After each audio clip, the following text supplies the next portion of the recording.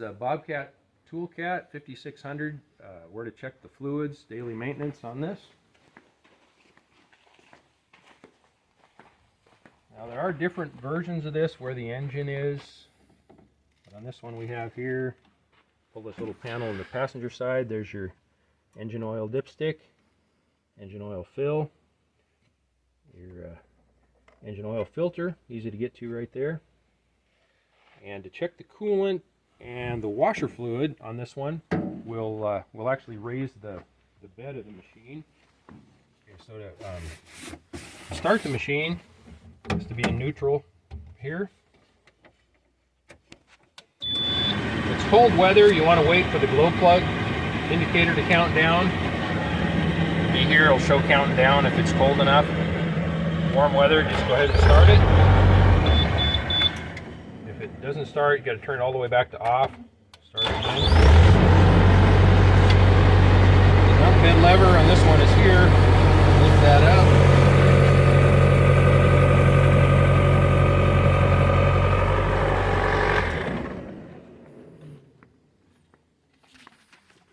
Underneath here is your coolant fill.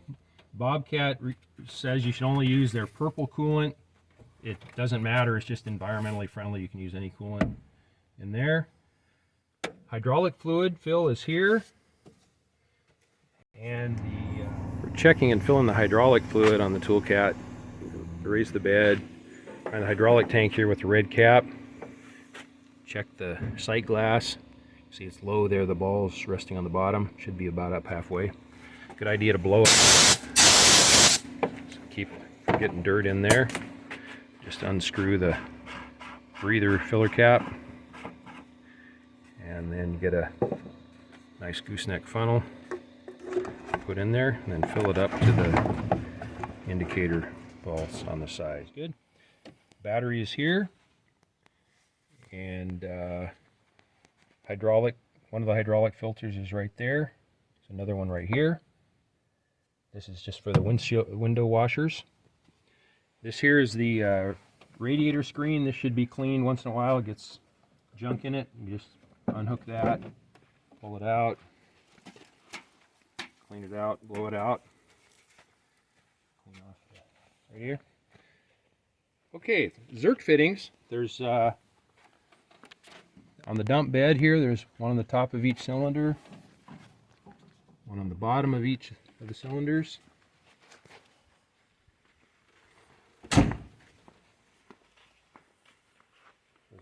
Zerk's here on the top of the loader arm, the top here, top on this side. Down here there's one on the raise cylinder, okay, right there. There's one in the center here on this pivot point.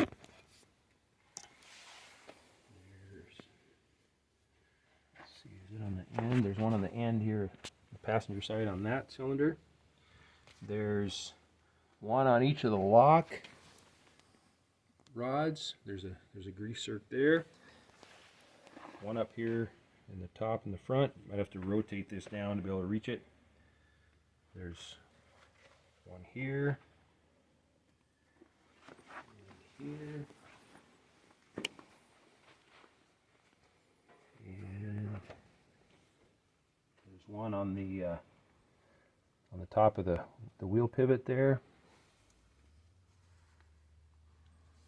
None on the bottom. I think that's true on this back also.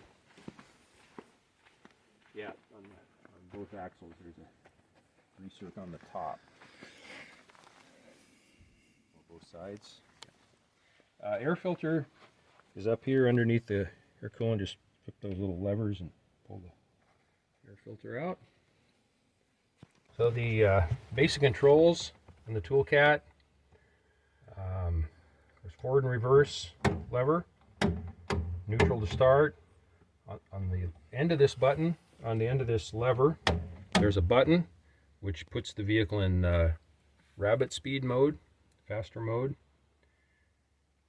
The throttle, engine throttle is here, low speed, high speed. Depending how hard you push the pedal is how fast the vehicle travels doesn't change the engine speed, just the travel speed. Here there's a cruise control button. If you get your speed where you want it, you can push that. It will hold that speed for you. You can slow your travel speed with this button, speed it up with this one. Turn the key on here. This work mode button will make the vehicle go slow in a very slow speed. This button will change your display here from RPM to travel speed and how many hours of use are on the machine. Temperature, fuel level. Lights turn on here.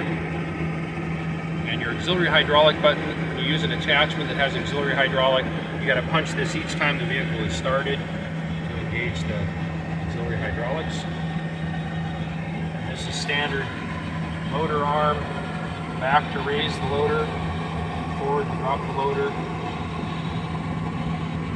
right to dump the bucket, left to throw the bucket back.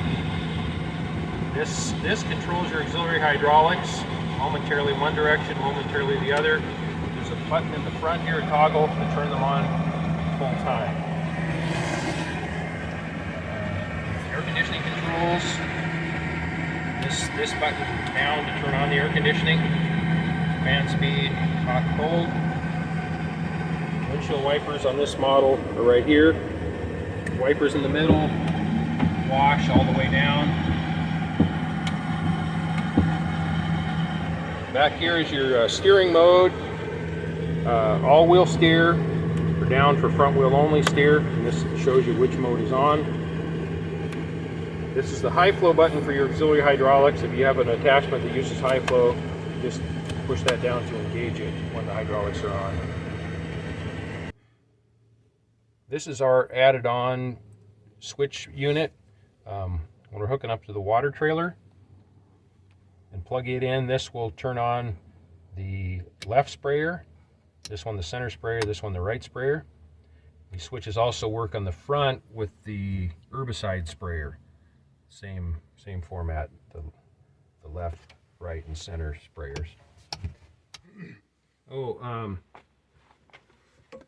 Down here underneath the driver's seat, there's a relay and fuse box.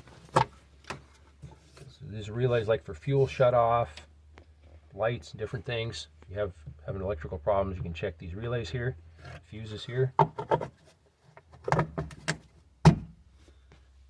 There's also some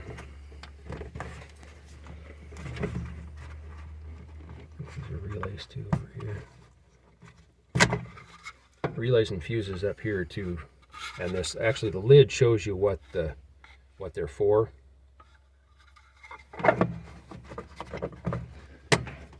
So here's the horn switch, the emergency flashers button, left and right turn signals. So this button here selects the light mode, either work or driving lights, but the lights won't actually turn on until you push this button, and that will enable the lights, and you push this again to shut it off.